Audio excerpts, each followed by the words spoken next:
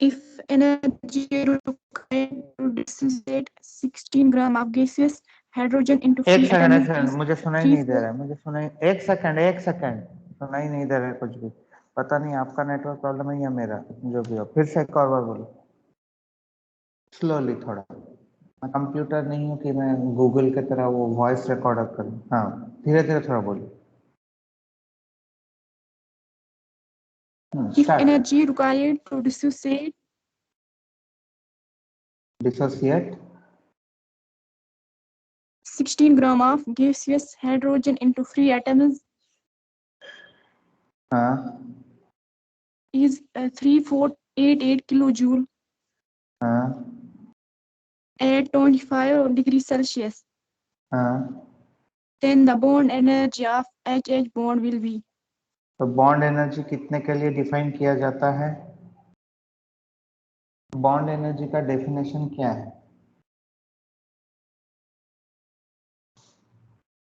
Copy में देख के ही बताओ, कॉपी में देख के ही बताओ।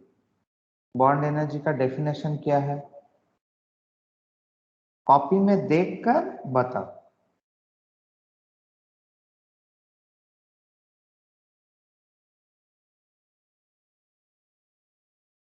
Amount of energy required is 1 mole। अच्छा, इनकी आवाज क्या किसी को नहीं सुनाई दे रही है या मुझे ही नहीं सुनाई दे रही है? किसी को सुनाई नहीं दे रही। तो इन्हीं का नेटवर्क प्रॉब्लम। हाँ, तो बेटा 1 मोल हाइड्रोजन को ब्रेक करने के लिए जो एनर्जी चाहिए उसको बॉन्ड एनर्जी कहते हैं। यहाँ पर हाइड्रोजन कितना है? इस क्वेश्चन में मैंने लिख भी रखा है, हाइड्रोजन कितना है?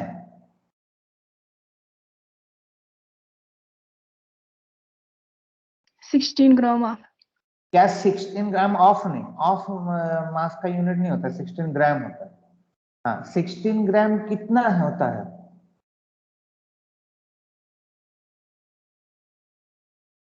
सिक्सटीन ग्राम कितने मोल्स होते हैं?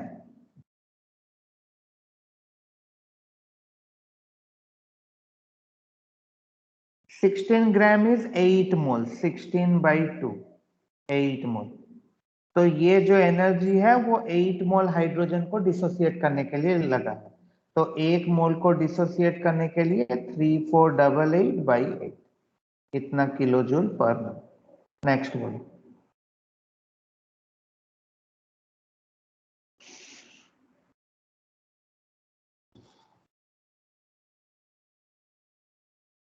नेक्स्ट,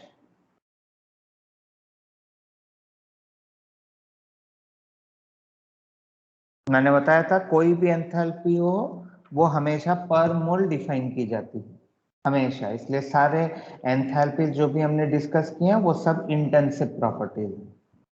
हाँ, फिर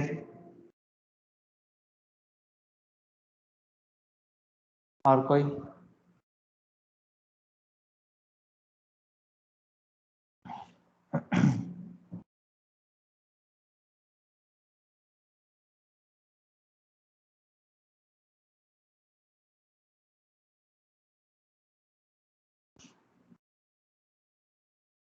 और कोई नहीं है?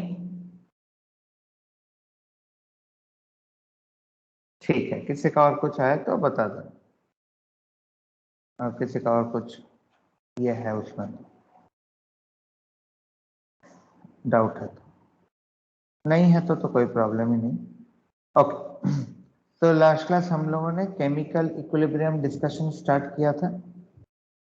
तो हमने देखा था कि इक्विलिब्रियम किसे कहते हैं, इक्विलिब्रियम किस तरह के रिएक्शन में या किस तरह के प्रोसेसेस में, रिएक्शन या प्रोसेस जो भी बोले, देख पाया जाता है, एंड इक्विलिब्रियम की क्या क्या कैरेक्टरिस्टिक्स होती है। ठीक है। अच्छा, एक पॉइंट जो मैं यहाँ पर ये कर रहा था, या यहीं पर भी लिख सकते हैं, हमने अलग अलग ग्राफ्स देखे थे, चाहे वो रेट वर्सेस टाइम का हो, चाहे वो कॉन्सेंट्रेशन वर्सेस टाइम का हो, जो हमने प्लॉट्स देखे थे, ग्राफ्स देखे थे, या चाहे वो Gibbs free energy versus reaction का हो, gives free energy versus reaction का हो।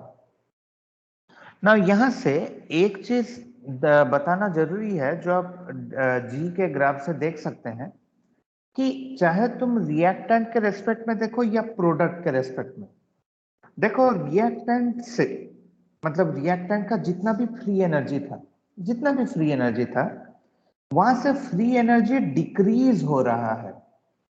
The free energy is decreasing, और फ्री एनर्जी अगर डिक्रीज हो रहा है मतलब रिएक्शन स्पॉन्टेनियस है। और वो स्पॉन्टेनियस किस पॉइंट तक है? लेट्स से एक नाम दे देते हैं इसको, पॉइंट क्यू तक है। क्यू तक वो स्पॉन्टेनियस हो रहा है।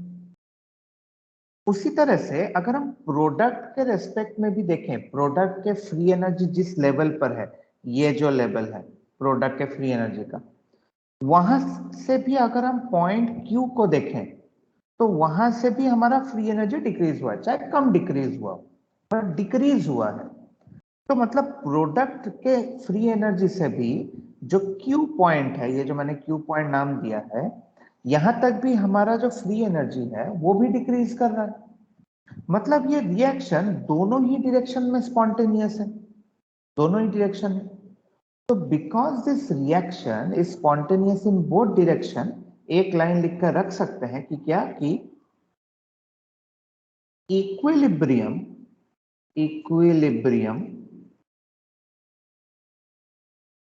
can be attained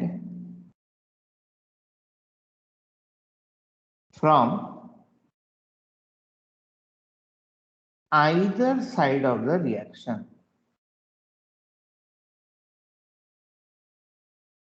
Either side of the reaction का मतलब है कि मैं रिएक्टेंट को लेकर इक्विलिब्रियम अचीव कर सकता हूं, मैं प्रोडक्ट को भी लेकर, प्रोडक्ट को इनिशियली लेकर भी इक्विलिब्रियम अटेन कर सकता हूं।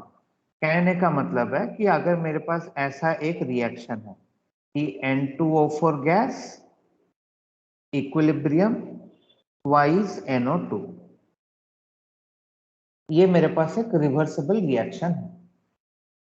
तो ये रिवर्सिबल रिएक्शन जो है वो किसी एक पॉइंट पर इक्विलिब्रियम को अटेन करेगा। तो पॉइंट ये है कि अगर यहां पर जैसे आपको दिख रहा है कि N2O4 रिएक्टेंट है, क्योंकि मैंने इसको लेफ्ट हैंड साइड में लिखा है, बिल्कुल। तो अगर मैं N2O4 को एक वेसल के अंदर, क्लोज्ड वेसल के अंदर लेकर रिएक्ट कर रहा हूं, तो इक्विलिब्रियम पर मुझे NO2 मिलेगा और N2O4 भी बचा हुआ होगा कुछ। बट कन्वर्सली अगर मैंने उसी वेसल के अंदर इनिशियली NO2 लिया होता, NO2 मतलब प्रोडक्ट को अगर मैंने लिया होता, तब भी इक्विलिब्रियम पे मुझे N2O4 और NO2 दोनों मिलते। तो उसके कहने का मतलब यह है कि रिवर्सिबल रिएक्शन का यही फायदा है, मैं दोनों ही तरफ से मतलब रिएक्टेंट से भी प्रोडक्ट बना सकता हूं और प्रोडक्ट से मैं रिएक्टेंट को ही बना सकता हूं, इन दिस केस N2O4।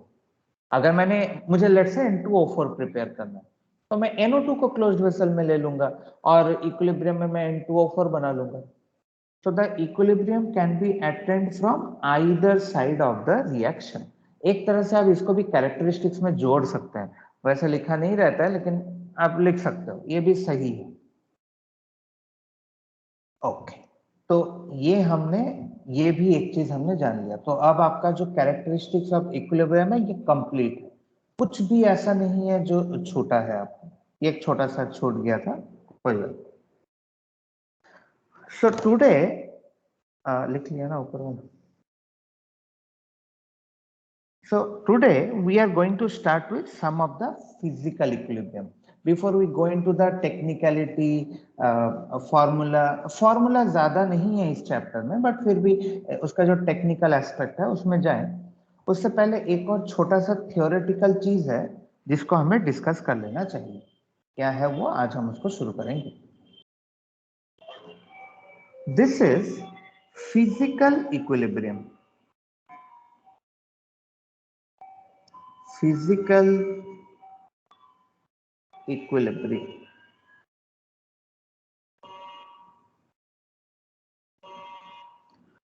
तो ऑफ कोर्स फिजिकल इक्विलिब्रियम का मतलब है जहां पर आपके फिजिकल स्टेट जो है मैटर का वो चेंज हो रहा है। यहां पर कोई केमिकल रिएक्शन नहीं हो रहा, only the physical state is changing. जैसे कि पहला जो है मतलब बस ज्यादा कुछ नहीं लिखना है हमें, अलग अलग रिवर्सिबल रिएक्शंस आपको दिखाने हैं कि जहां पर इक्विलिब्रियम अटेन होते हैं। ओके, तो जैसे पहला फिजिकल इक्विलिब्रियम का जो केस होगा वो होगा लेट्स से आइस, ये आइस होगी, is in equilibrium with liquid water. Ice is in equilibrium with liquid water.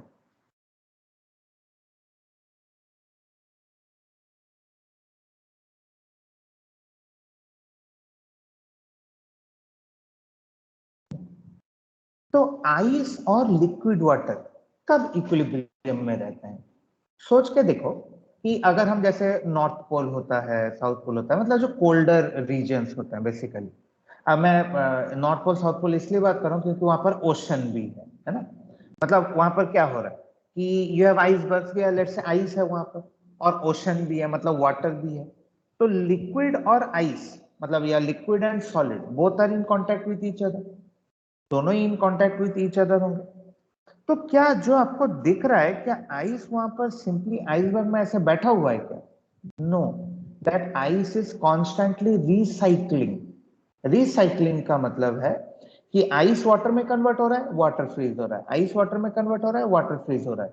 तो वहां पर एक इक्विलिब्रियम बन गया है। अब आइसबर्ग कब मेल्ट करता है? जब टेम्परेचर बढ़ जाता है। लेकिन अगर टेम्परेचर कांस्टेंट है, temperature is not changing, then ice and water are in equilibrium with each other.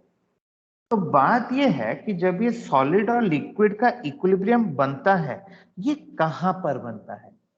Eight what point do we gain this equilibrium? और वहां पर क्या चीज कांस्टेंट रहती है? तो दिस इक्विलिब्रियम ऐसे लिखें,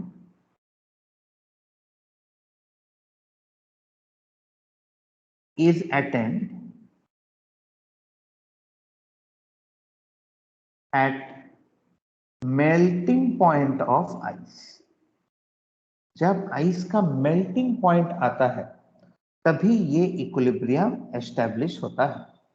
दिस इज वेरी इंपॉर्टेंट। कभी अगर ऐसे थियोरेटिकल क्वेश्चन पूछ ले तो, न्यूमेरिकल तो यहां से नहीं आ सकता, थियोरेटिकल आइस और कहां पर? एट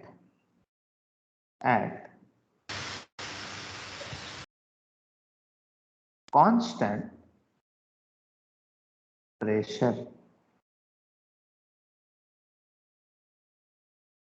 तो प्रेशर आपका कांस्टेंट होना चाहिए और मेल्टिंग पॉइंट पर, वहीं पर देखो, क्योंकि मेल्टिंग पॉइंट ही वो टेम्परेचर है जहां पर सॉलिड लिक्विड में कन्वर्ट होता है। अब आप कहोगे लेकिन सर आइस तो कन्वर्ट हो ही जाता है। देखो वो कन्वर्ट इसलिए होता है, क्योंकि वहां पर टेम्परेचर ज्यादा होता है, या आप वहां पर उसको लेटेंट हीट देते हो। अगर आप ऐसा कर सकते हैं ना, मैं एक एग्जांपल के लिए समझाने के लिए बता रहा हूँ। लेट्स से आपने एक ऐसा कंटेनर तैयार किया जो परफेक्टली इंसुलेटेड है, परफेक्टली इंसुलेटेड। अगर ऐसा कोई कंटेनर आपने तैयार कर लिया और उसके अंदर लेट्स से वाटर है और इसके अंदर आपने आइस क्यूब्स कुछ डाल रखे हैं, ice cubes, and let's say this ice is at 0 degree and your water is also at 0 degree. अगर ऐसा आपने एक सिस्टम बना लिया, then you will see that infinite time तक आपका आइस ऐसा ही रहेगा और वाटर ऐसा ही रहेगा। तो ऐसा ही रहेगा जो मैं कह रहा हूं, तो उसमें ऐसा लगेगा ना कि इसका मतलब वहां पर कुछ नहीं हो रहा है। नहीं, ऐसा नहीं कि कुछ नहीं हो रहा है। आइस मेल्ट हो रहा है, वाटर फ्रीज हो रहा है, आइस मेल्ट हो रहा है, वाटर फ्रीज हो रहा है। तो they are in a constant cycle. ठीक है, इसलिए उसको इक्विलिब्रियम कहा जाता है। और अगर आप ये पूछेंगे कि सर हमें पता कैसे चला कि ऐसा ही हो रहा होगा, मतलब ठीक है, या मतलब डिटेक्ट कैसे करें, तो you can use various isotopes. ये सब जो चीजें होती हैं, ये हमें पता कैसे चला? दिख तो नहीं रहा है कि आइस का साइज कम हो रहा है, तो हमें पता कैसे चला कि ये डायनेमिक है? तो हम क्या करते हैं, हम अलग अलग आइसोटोप्स की मदद लेते हैं, है ना। पहले हम उस आइसोटोप को आइस में रखते हैं लेट्स से, और फिर हम देखते हैं कि क्या ये आइसोटोप हमें वाटर में मिल रहा है या नहीं। ठीक है, तो अगर वाटर में मिल रहा है इसका मतलब वहां पर मेल्टिंग हुई है, आइस मेल्ट हुआ है। ठीक है, तो और फिर हम आइस का मास भी मेजर कर लेते हैं कि क्या आइस का मास चेंज हुआ है। अगर नहीं चेंज हुआ है इसका मतलब आइस जितना था उतना ही है, तो आइस का आइसोटोप वाटर में गया कैसे, इसका मतलब कहीं ना कहीं मेल्टिंग हुई होगी। ओके, तो this is a solid liquid equilibrium. दूसरा है इसी का लिक्विड और वेपर का इक्विलिब्रियम। तो ये इक्विलिब्रियम वैसे ही कहां पर आएगा, कोई बताए, ये इक्विलिब्रियम आपको कहां पर मिलेगा। अगर solid liquid equilibrium melting point पर मिल रहा है तो लिक्विड गैस का इक्विलिब्रियम कहां पर अटेंड होगा, boiling point. At boiling point of water. और यहाँ पर भी वैसे आप मतलब लिखना चाहे तो लिख सकते हो, आपका कांस्टेंट प्रेशर होना चाहिए एट बॉइलिंग पॉइंट, सिर्फ लिखने से चलेगा।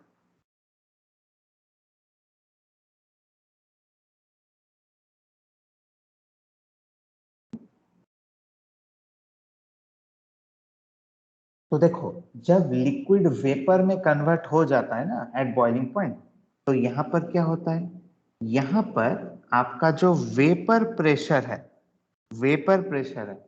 That becomes constant.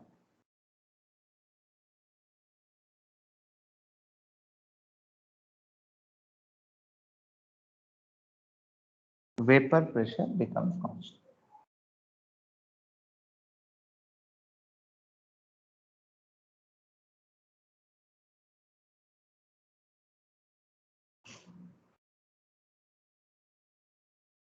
Third equilibrium वैसे ही कौन सा होगा, अब ये वाटर के लिए तो नहीं हो सकता है, तो मैं आयोडीन का एग्जांपल ले लेता हूं।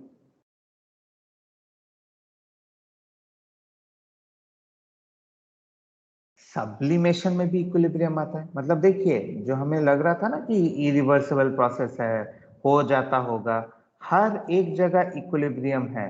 इसलिए मैंने कहा था जो मोस्ट ऑफ द रिएक्शंस है ना around us, they are actually equilibrium reactions. तो एट सब्लिमेटिंग टेम्परेचर,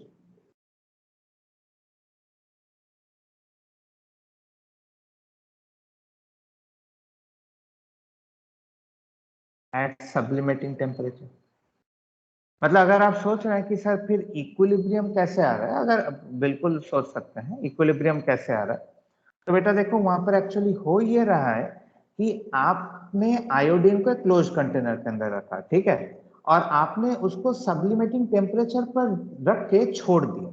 आप उसको कॉन्स्टेंटली हीट नहीं कर रहे हो, क्योंकि अगर आप उसको कॉन्स्टेंटली हीट करते रहोगे फिर तो उसका वो सब्लिमेशन होता ही रहेगा, लेकिन हमने टेम्परेचर वहां पर फिक्स कर दिया। तो टेम्परेचर अगर आप एक बार फिक्स कर देते हो तो वहां पर आप देखोगे कि जितना आयोडीन का वेपर बनना था वो बन जाएगा और फिर वो कांस्टेंट हो जाएगा, है ना। That is how we know that the equilibrium is attend या इक्विलिब्रियम इज रीच्ड।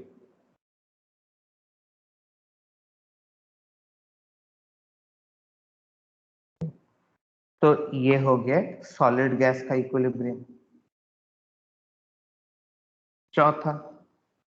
चौथा इक्विलिब्रियम कब आता है, जब आप किसी गैस को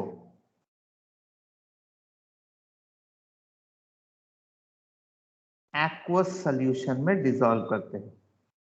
अच्छा देखो ये कैसा प्रोसेस है, ये मैंने आपको थर्मोडायनेमिक्स में बताया। कोई बता सकता है ये प्रोसेस अकॉर्डिंग टू थर्मोडायनेमिक्स किस तरह का है। मैंने बताया था dissolution of gases in liquid, it is an dissolution of gases in liquid is an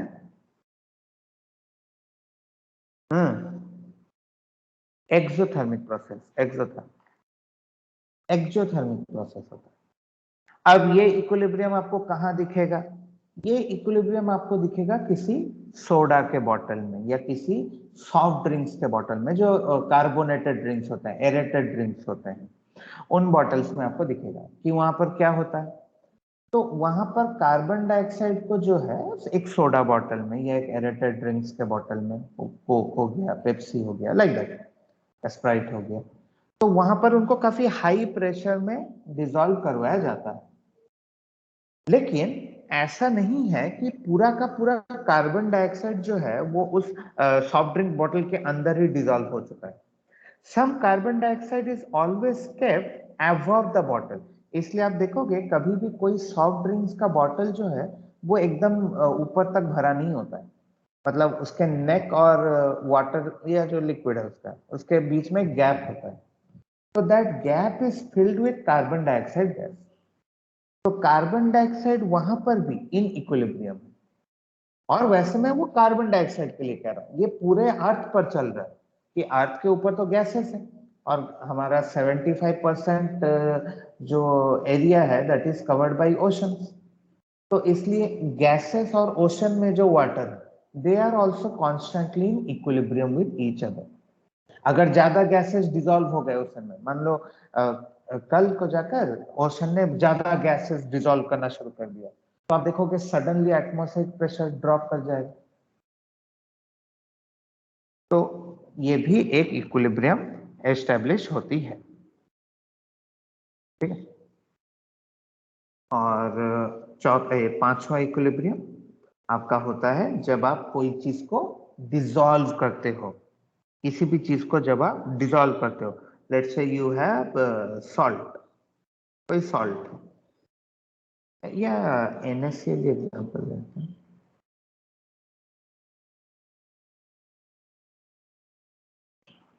इसे आप पढ़ोगे इन आयोनिक इक्विलिब्रियम, इसे आप पढ़ते हो एज हेनरीज लॉ। 12th में जो आपका सॉल्यूशन चैप्टर है वहां पर ये आ जाएगा, तो फॉर्मूला भी होता है। तो NaCl equilibrium with NaCl aqueous, ठीक है। अब ये इक्विलिब्रियम कब आएगा? This equilibrium is achieved in a saturated solution of NaCl। जब आप किसी भी सॉल्ट का सैचुरेटेड सॉल्यूशन बना लेते हैं तब वो इक्विलिब्रियम एस्टेब्लिश होता है।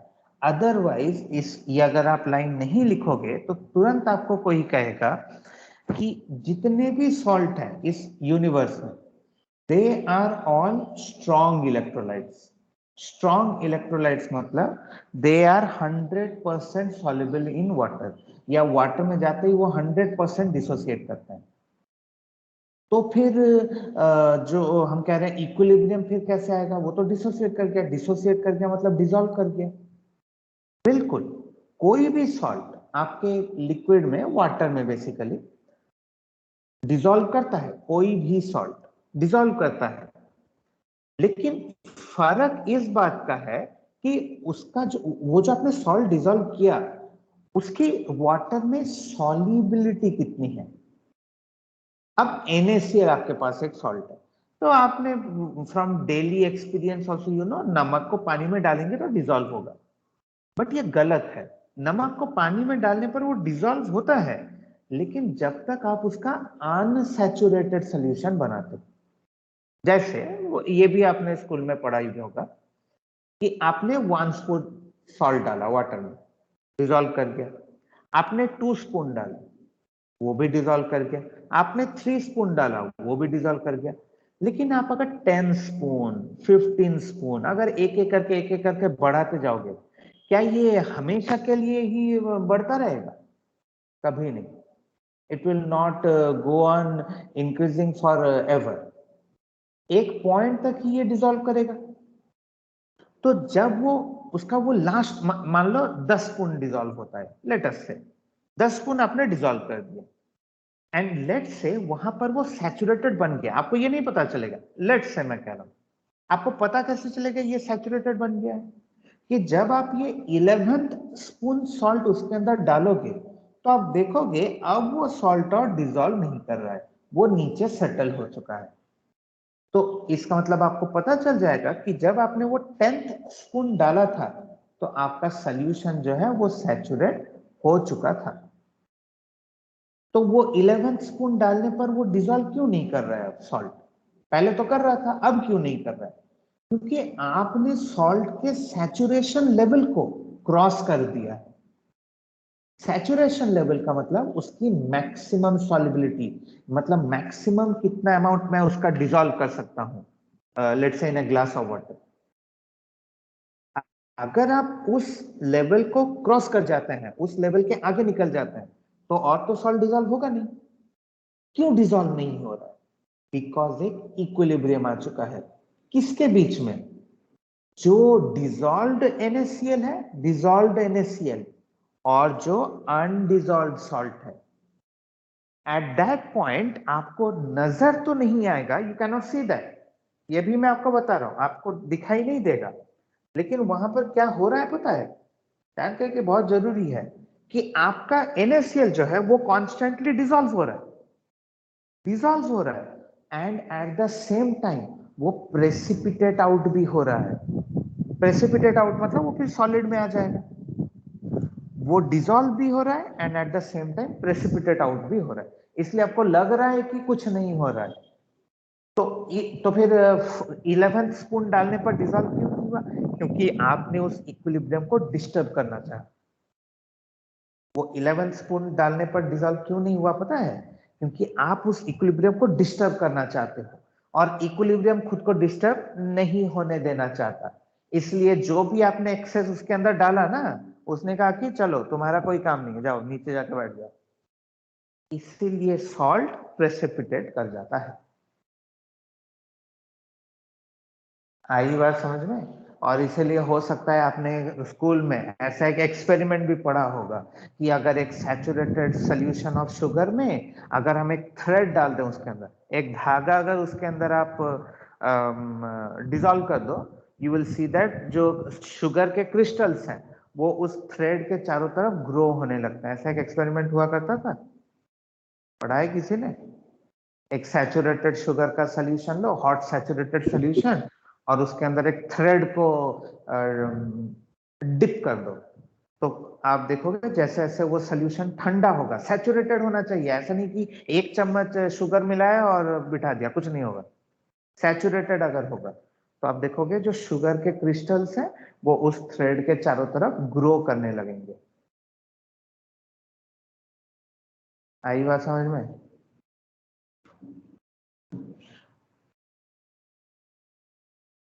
आई बात समझ में? Yes sir. Yes sir. क्या समझ में आया? क्या समझ में? बोलो बोलो। अरे क्या समझ में आया तो बोलो।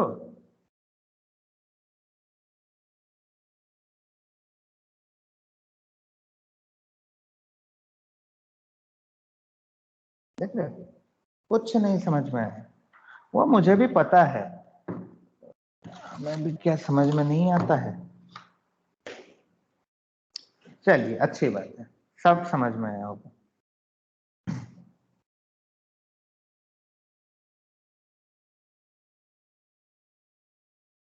ठीक है, लिख लो लिख लो, हटाओ तो लिखो।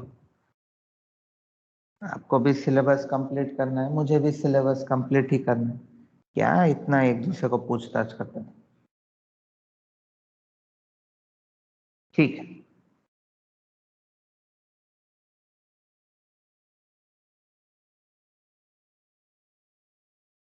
So these are the different cases of physical equilibrium.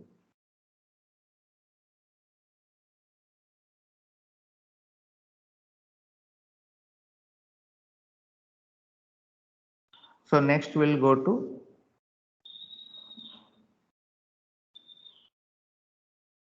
Chemical equilibrium. वो ऐसे भी कुछ नहीं समझ में आ गया चैप्टर, ये चैप्टर बहुत डिफिकल्ट है और मैं उतना वेट नहीं कर सकता कि आपको समझ में आए। ये पढ़ना है पढ़ो, नहीं तो छोड़ देना इसको। वैसे भी आधे से ज्यादा लोगों को कुछ नहीं समझ में आएगा इस चैप्टर में, कुछ भी नहीं समझ में आएगा। ठीक है, वो मैं बोल भी दे रहा हूँ ऑन रिकॉर्डिंग में, कोई प्रॉब्लम नहीं। क्लास में 2 मिनट बताने के बाद नहीं समझ में आ रहा है, हाउ डू यू एक्सपेक्ट कि आपको 6 महीने बाद इसमें एक लाइन भी कुछ समझ में आएगा? हो ही नहीं सकता।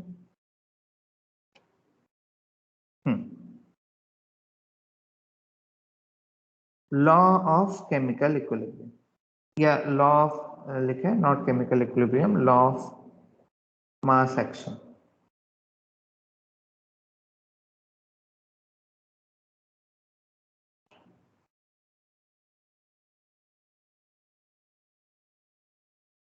तो ये लॉ ऑफ मास एक्शन क्या है? जैसे फर्स्ट लॉ और second law of thermodynamics, first law second law या third law of thermodynamics define करते हैं कि एक प्रोसेस कैसे होता है, एक प्रोसेस की स्पॉन्टेनिटी के लिए क्या क्राइटेरिया है, या किस पॉइंट पर हम एंट्रोपी को मेजर कर सकते हैं, या किस टेम्परेचर पर हम एंट्रोपी को मेजर कर सकते हैं, या वर्क हीट और इंटरनल एनर्जी के बीच में रिलेशन क्या है, इंटर कन्वर्जन ऑफ एनर्जी के बीच में क्या रिलेशन है। ये जैसे first second and third law of thermodynamics explain करते हैं या डिफाइन करते हैं, उसी तरीके से लॉ ऑफ मास एक्शन ये डिफाइन करता है कि एक रिवर्सिबल रिएक्शन किस तरीके से होता है। हाउ, व्हाट लॉ और what formula does a reversible reaction obey, that is defined by the law of mass action. मतलब बेसिकली ये आपको एक फॉर्मूला देगा, एक जनरल फॉर्मूला देगा, जिसको यूज करके आप केमिकल इक्विलिब्रियम के न्यूमेरिकल्स कर पाएंगे। मतलब सीधी सी बात ये है। तो लॉ ऑफ मास एक्शन क्या है? तो इस लॉ ऑफ मास एक्शन को दो नॉर्वेनियन साइंटिस्ट ने दिया था, दोनों का नाम था Guldberg and Waage, and the law says that कि rate at which, या रेट एट विच नहीं लिखे, ऐसा लिखो,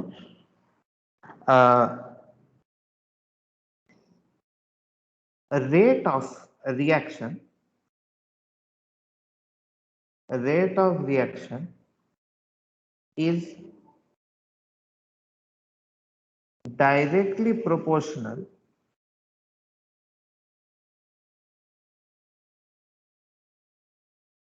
to active mass, ब्रैकेट के अंदर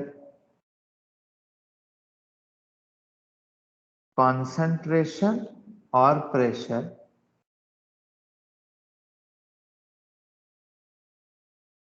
concentration or pressure, rate of reaction is directly proportional to active mass,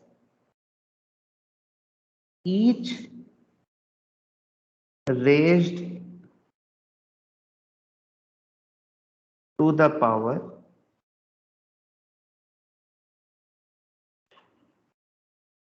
equal to its stoichiometric coefficient in a balanced chemical reaction.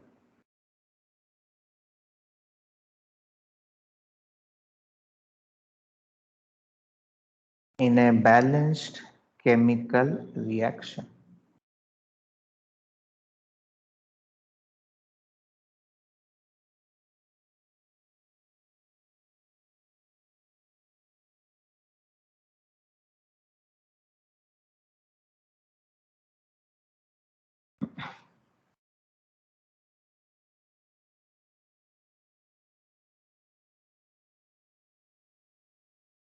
So the definition says the rate of reaction. अब यहाँ पर rate of reaction की बात क्यों की जा रही है? बिकॉज यहाँ पर हमारे पास दो तरह के रिएक्शन है, forward reaction and backward reaction, दोनों रिएक्शन होते हैं। तो इसलिए जो रेट ऑफ रिएक्शन है that is directly proportional to the active mass. Active mass, ठीक है। तो एक्टिव मास का मतलब क्या है? एक्टिव मास का मतलब दोनों ही हो सकता है, वो कॉन्सेंट्रेशन भी हो सकता है, वो भी हो सकता है। Each raise to the power, ठीक है, तो हमें रेट उसके कॉन्सेंट्रेशन के प्रोपोर्शनल पता चल गया, तो अब क्या करें? Each raise to the power equal to the stoichiometric coefficient, मतलब जो भी उनका स्टोइशियोमेट्रिक कोएफिशिएंट रहेगा वही उसके पावर में चला जाएगा in a balanced chemical reaction.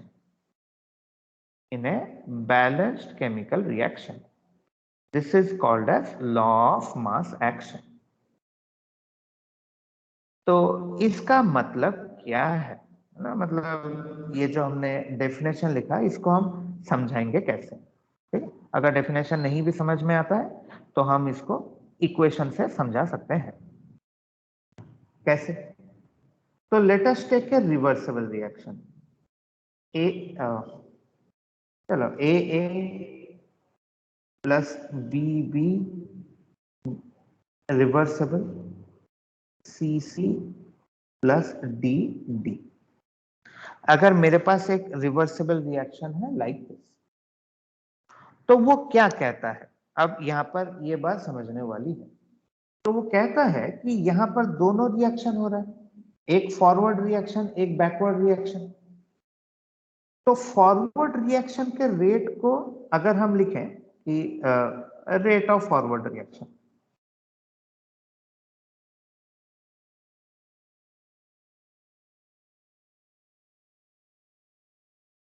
RF,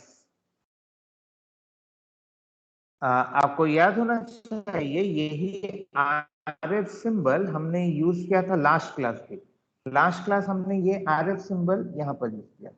दिखा देता हूं एक बार, अगर याद नहीं होगा तो, ज्यादा चांसेस है याद नहीं होगा। RF RB,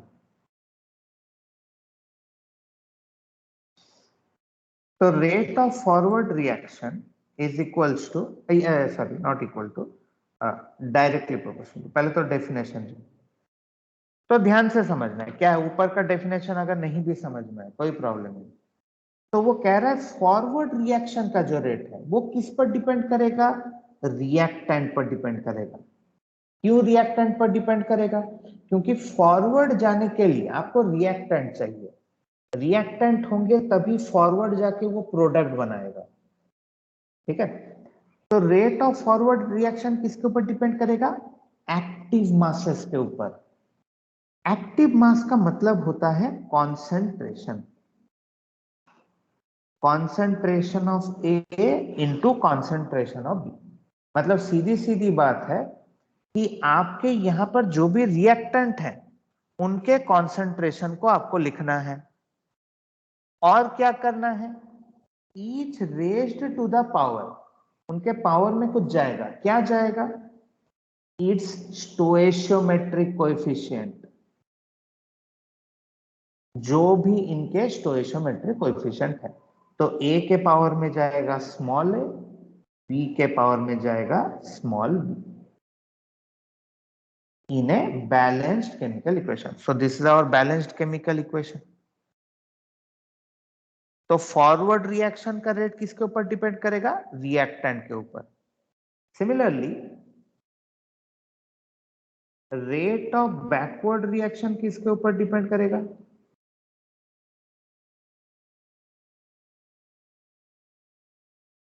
किसके ऊपर डिपेंड करेगा? Concentration of products. और उनके पावर में भी क्या जाएगा? सेम, उसके लिए भी वही रूल अप्लाई करना है, उनका stoichiometric coefficient small C and small D. अब अगर ये सी नहीं होता, लेट्स से ये स्मॉल सी नहीं होता यहां पर, सर चलो स्मॉल सी नहीं होता, तो C का पावर में क्या लिखता, 1 लिखता, मतलब कुछ नहीं लिखते, कुछ नहीं है मतलब 1 है।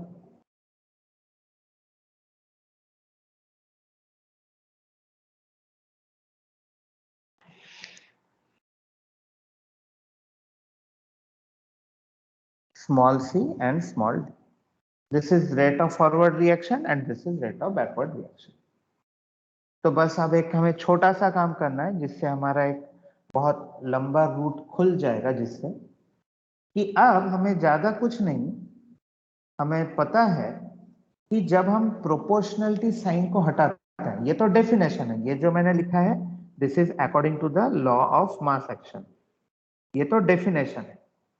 लेकिन जब हम प्रोपोर्शनलिटी साइन को हटाते हैं तो एक कांस्टेंट आता है वहां पर, तो क्या लिखेंगे, R F equals to constant आएगा, तो बेटा कांस्टेंट को आप क्या लिखोगे, के एफ,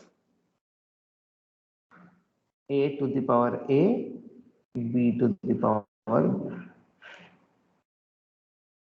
और बैकवर्ड रिएक्शन है तो इसके कांस्टेंट को क्या लिखोगे, के बी। के एफ क्या है, के बी क्या है मैं बता देता हूँ sir, C to the power C D to the power D. So what is Kf and Kb here? Kf and Kb are called as rate constant, जिसके बारे में आप अगेन 12th में पढ़ेंगे इन काइनेटिक्स चैप्टर, केमिकल काइनेटिक्स। मतलब मैं बता दे रहा हूं, मैं ये भी लिख दे रहा हूं कि इसके बारे में यहां पर हम डिटेल में बात नहीं करेंगे। Kf के भी बहुत जरूरी है, लेकिन उसके बाद हम करेंगे काइनेटिक्स में, है ना, वहां से ऑर्डर वगैरह निकालेंगे। एंड डिपेंड ऑन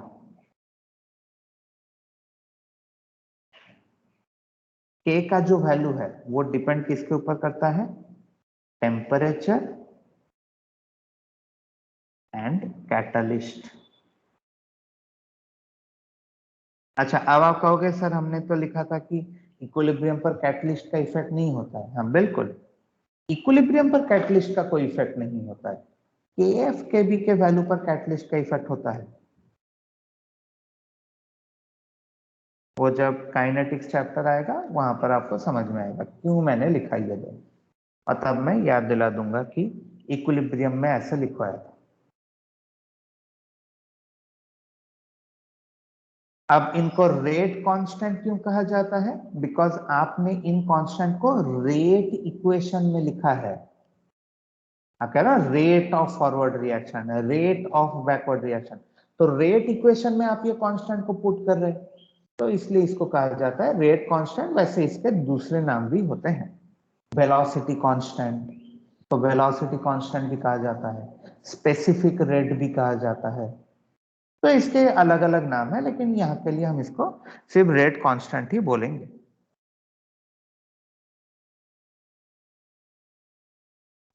तो के एफ आपका हो जाएगा rate constant for forward reaction, के बी, बी मतलब backward, rate constant for backward reaction. तो बस हमारा मेन काम जो है वो यही था, यही दो लाइन हमारा सबसे मेन। अब यहां से हमारे सारे ये खुल जाएंगे।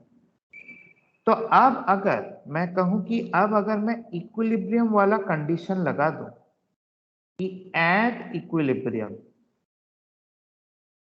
So what will happen at equilibrium. हमें क्या पता है कि इक्विलिब्रियम पर क्या होता है, क्या R F is equal to R B, R B हो जाता है। तो आर एफ के जगह आर एफ का एक्सप्रेशन लिखो, आर बी के जगह आर बी का एक्सप्रेशन लिखो।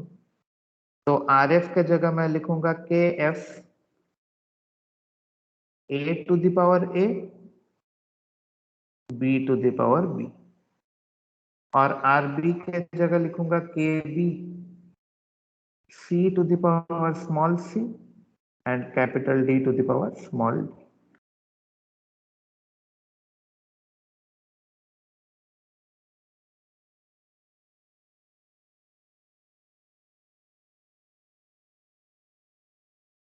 तो बस हो गया हमारा काम। तो कांस्टेंट्स को एक तरफ ले आओ, ये आपके कांस्टेंट है, ये और ये दोनों आपके कांस्टेंट है, इसको एक तरफ ले जाओ और ये कॉन्सेंट्रेशंस को एक तरफ रख लो। So I can write K F by K B को लाके मैंने लेफ्ट हैंड साइड में डिवाइड कर दी, equals to capital C to the power small c, D to the power D, A to the power A, and B to the power B.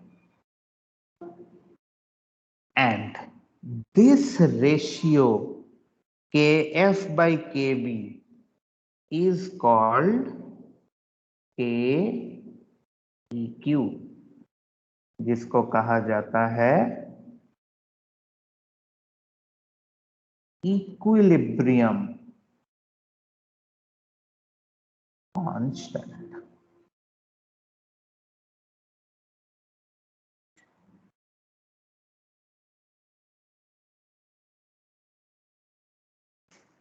इसको short में Keq लिखा जाता है,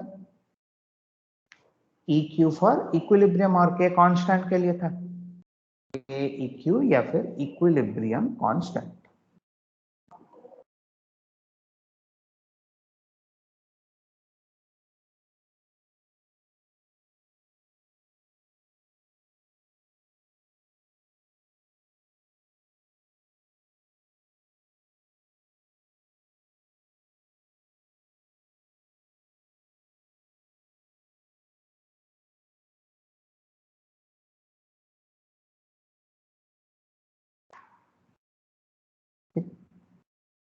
So what is equilibrium constant? Equilibrium constant is the rate constant of forward reaction by rate constant of backward reaction, या फिर इसका जो ज्यादा इंपॉर्टेंट, ये भी इंपॉर्टेंट है Kf by Kb, लेकिन इसका जो ज्यादा इंपॉर्टेंट फॉर्म है वो है कॉन्सेंट्रेशन ऑफ प्रोडक्ट्स। मतलब अगर आप यहां पर देखो तो C और D जो है ये आपके प्रोडक्ट्स हैं और A और B जो है ये आपके रिएक्टेंट्स हैं। तो यहां पर इक्विलिब्रियम कांस्टेंट बेसिकली जो है वो प्रोडक्ट वर्सेस रिएक्टेंट है, प्रोडक्ट वर्सेस या product upon reactant, product upon reactant है। तो K is always product upon reactant.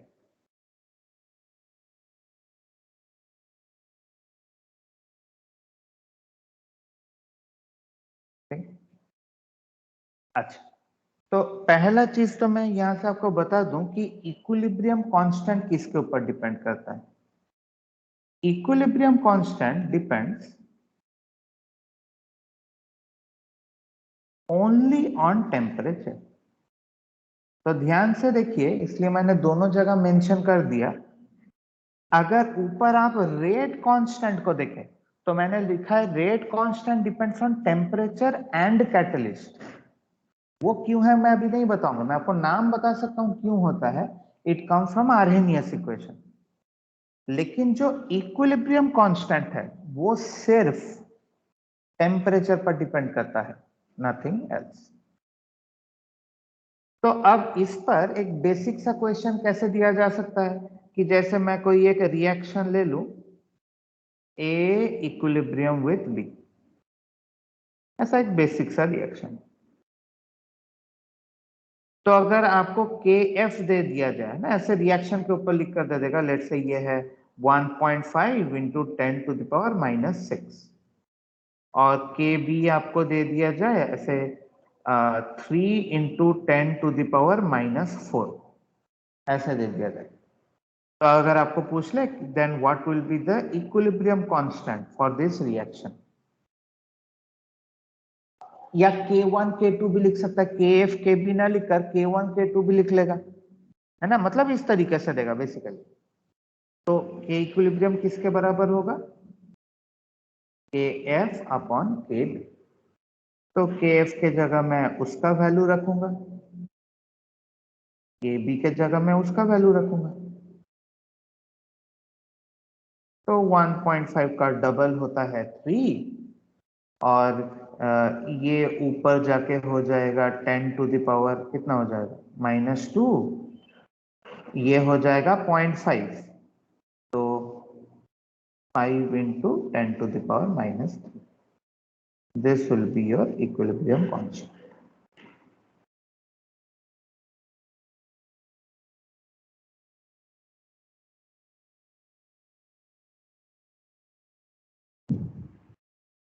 लेकिन इक्विलिब्रियम कांस्टेंट का ये फंडामेंटल डेफिनेशन याद रहे, फंडामेंटल डेफिनेशन इक्विलिब्रियम कांस्टेंट का आपको लॉ ऑफ मास एक्शन कोई नहीं पूछने वाला है, लॉ ऑफ मास एक्शन का डेफिनेशन क्या है, लेकिन आपको हर जगह ये जो इक्विलिब्रियम कांस्टेंट का ये डेफिनेशन है प्रोडक्ट बाय रिएक्टेंट, ये आपको each and every place use करना है।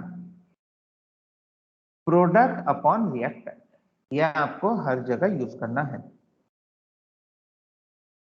ये वाला हो गया, तो मैं एक पुराना चीज पे फिर से जाकर एक चीज वहां पर कंप्लीट करूंगा भी। ये हो जाएगा, क्वेश्चन लिख लो, दोनों को डिवाइड कर लेना, इसमें और कुछ है नहीं, मतलब मैंने कुछ एक्स्ट्रा किया नहीं है, सिर्फ दोनों को डिवाइड किया, दो नंबर्स को डिवाइड किया।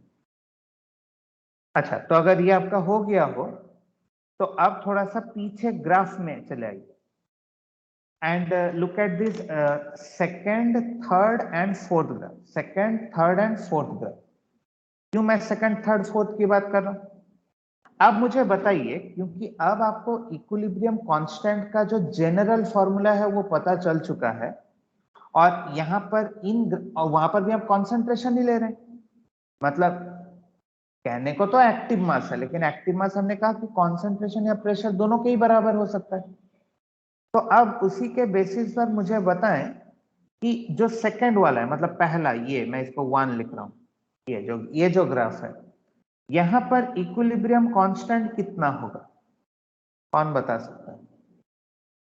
मतलब मैंने वहां पर नहीं करवाया था, लेकिन मैं चाहता हूं आप ग्राफ में वहां पर वापस जाए और वहां पर ये चीज लिखें। इक्विलिब्रियम कांस्टेंट यहां पर कितना होगा? 1 होगा, क्योंकि हमारा जनरल रिएक्शन ये था ना, ए इक्विलिब्रियम विद बी, तो प्रोडक्ट बाय रिएक्टेंट हमें हमेशा करना है, तो बी बाई ए, लेकिन यहाँ पर ए और बी का कॉन्सेंट्रेशन तो इक्वल है, तो इक्विलिब्रियम कांस्टेंट यहाँ पर 1 होगा, बिल्कुल। What about the second reaction या second graph, not reaction, second graph, यहां पर इक्विलिब्रियम कांस्टेंट कितना होगा? फॉर्मूला वही रहेगा, B by A sir, greater than 1, because concentration of B is greater than concentration of A. आप समझ में आ रहा है क्यों वो ग्राफ करवा रहा था? इसीलिए, सो दैट हमें ग्राफ में भी इक्विलिब्रियम कांस्टेंट कैसा होगा एक हमें आइडिया मिल जाए। एंड सिमिलरली थर्ड ग्राफ में क्या होगा equilibrium constant? Smaller than 1,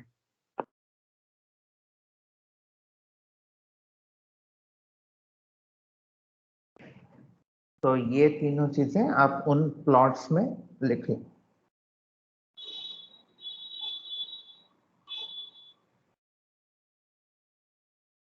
Because equilibrium constant is always product upon reactant concentration, concentration के टर्म्स में बोल रहा हूं या एक्टिव मास के टर्म्स में बोल रहा हूं।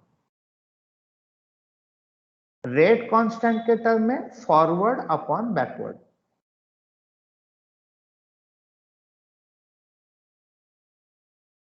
एक और वैसे सिंबल मैं बता देता हूं, चाहे तो आप इस वाले में लिख कर रख सकते हो।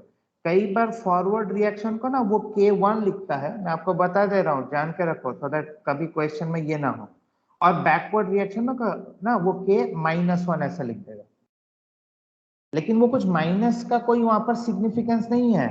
ये नीचे ये -1 लिखने का मतलब है वो बैकवर्ड रिएक्शन का रेट कांस्टेंट बता रहा है। इस तरीके से रिप्रेजेंटेशन होता है, जान लो, कभी क्वेश्चन में अगर आ जाए तो K1 K-1 मतलब ऐसे लिखा होगा, यहाँ पर वो लिख देगा K1 इसका वैल्यू इतना है, और नीचे लिख देगा K-1 इसका वैल्यू इतना है।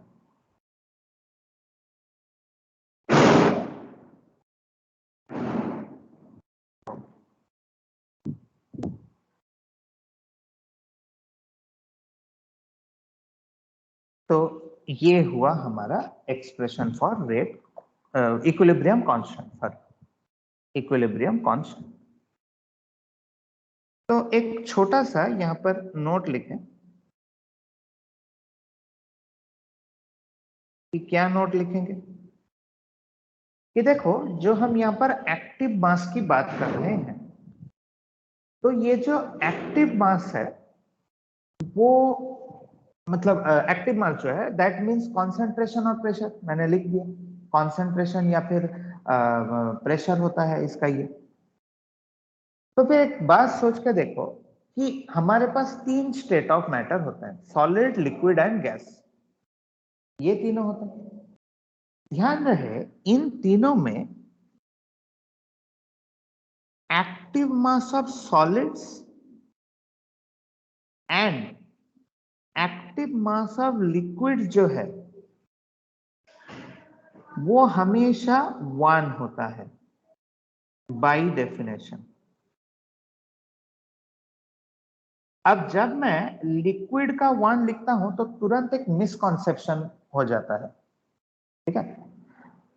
सॉलिड और लिक्विड का एक्टिव मास 1 लिया गया है, लेकिन ध्यान रहे तो वो मिसकॉन्सेप्शन ना हो इसलिए बता दे रहा हूं, अगर किसी भी कंपाउंड का, कोई कंपाउंड है ए, कोई भी कंपाउंड, लेकिन अगर उसका एक्वस सॉल्यूशन लिखा हुआ है ना, ऐसे aqueous, then its active mass is not equal to 1, not equal to 1।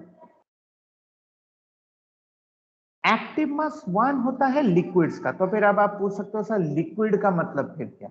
Liquid का मतलब जैसे आपको कभी वाटर मिल गया तो वाटर का एक्टिव मास 1, वाटर का मैंने कहा। जैसे आपको और कोई लिक्विड मिल गया, लेट्स से ब्रोमीन, इसका एक्टिव मास 1। मतलब जो प्योर लिक्विड्स होते हैं जिनके अंदर कोई सॉल्यूट नहीं होता है, लिक्विड जब हम कह रहे हैं इसका मतलब नॉट सॉल्यूशन, सॉल्यूशन अलग चीज है, लिक्विड अलग चीज है। Okay, solution means some kind of solute is dissolved in it, यहां पर कोई सॉल्यूट डिसॉल्व नहीं हुआ है। तो ध्यान रहे इनका एक्टिव मास 1 होता है और सॉलिड्स का तो होता है, सॉलिड में कोई एक्सेप्शन नहीं है। लेकिन एक्वस सॉल्यूशन अगर किसी का, वो मैं एग्जांपल भी दिखाऊंगा, बता के रख रहा हूं, एक्वस सॉल्यूशंस का एक्टिव मास कभी भी 1 नहीं होता। जैसे NaCl एक्वस लिख दिया तो उसका एक्टिव मास 1 नहीं, वाटर का एक्टिव मास 1। ये वाला चीज ध्यान में रहे। अभी मैं एग्जांपल से ये बात को क्लियर कर देता हूं। जैसे जैसे क्या, जैसे मैं आपको ये रिएक्शन देता हूं,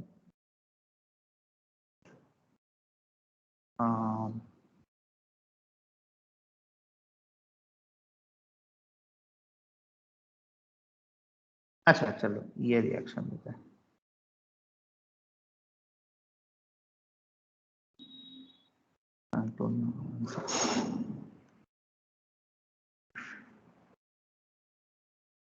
ओके,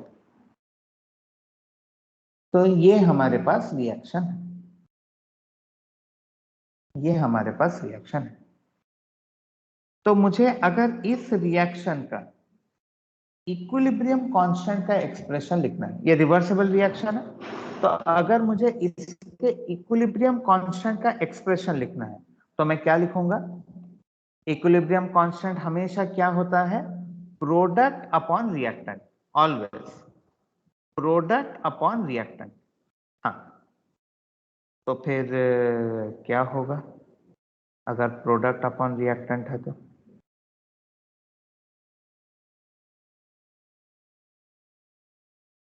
प्रोडक्ट में कौन है? Carbon monoxide. कार्बन मोनोऑक्साइड एक क्या है? गैस है। रिएक्टेंट में कौन है? कार्बन है और कार्बन डाइऑक्साइड है। लेकिन अभी अभी बताया कार्बन डाइऑक्साइड गैस है और कार्बन सॉलिड है, तो किसका एक्टिव मास 1 होता है? कार्बन सॉलिड का। इसका एक्टिव मास 1 होगा। तो इसका मतलब मैं इसका इक्विलिब्रियम कांस्टेंट का एक्सप्रेशन कैसे लिखूंगा? मैं ऊपर लिखूंगा CO प्रोडक्ट अपॉन रिएक्टेंट, लेकिन सिर्फ ये होगा, कार्बन नहीं होगा क्योंकि उसका एक्टिव मास 1 है। और CO का ये इधर देखो, CO का कोएफिशिएंट 2 था, तो वो 2 कहां जाएगा? इधर। CO2 का कुछ नहीं होगा क्योंकि उसका कोएफिशिएंट 1 था।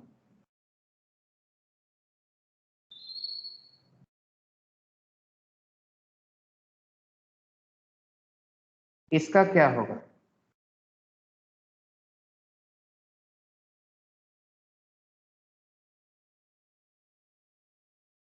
इक्विलिब्रियम कांस्टेंट का एक्सप्रेशन।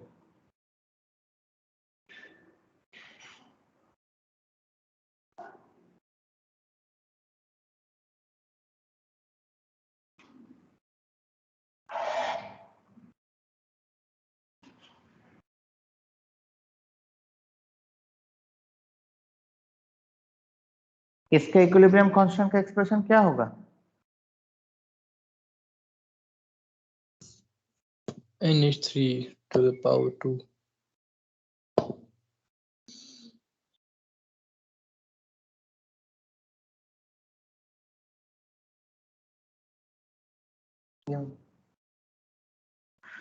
नीचे क्योंकि दो रिएक्टेंट है तो हमेशा प्रोडक्ट होता है।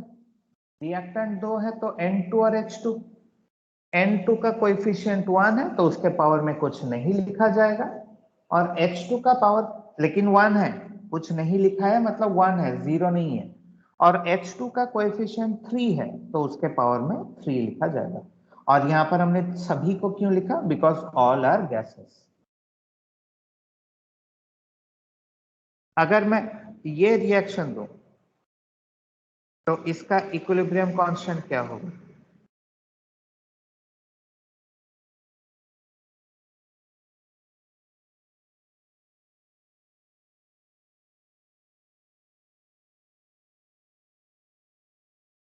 इसका इक्विलिब्रियम कांस्टेंट क्या होगा?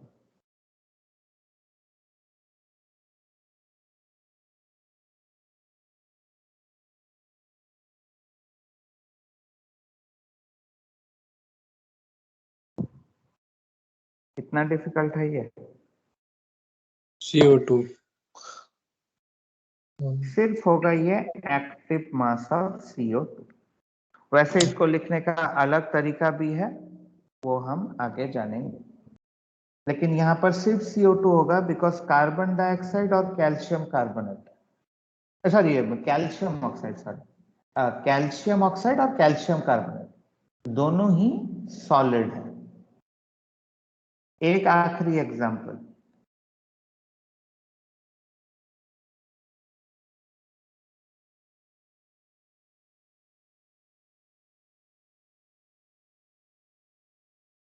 एक सेकंड मैं बैलेंस करूंगा उसके बाद होता हूं।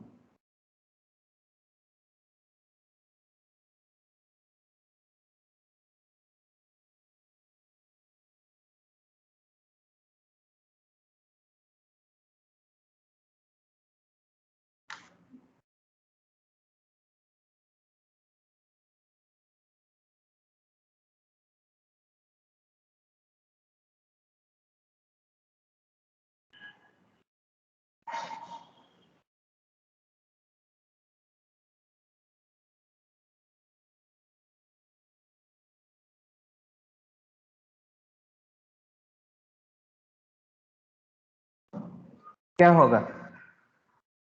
प्रोडक्ट से सिर्फ किसको लिखा जाएगा? हाइड्रोजन। हाइड्रोजन को लिखा जाएगा। और उसका पावर क्या होगा? 4 और रिएक्टेंट से किसको लिखा जाएगा? H2O।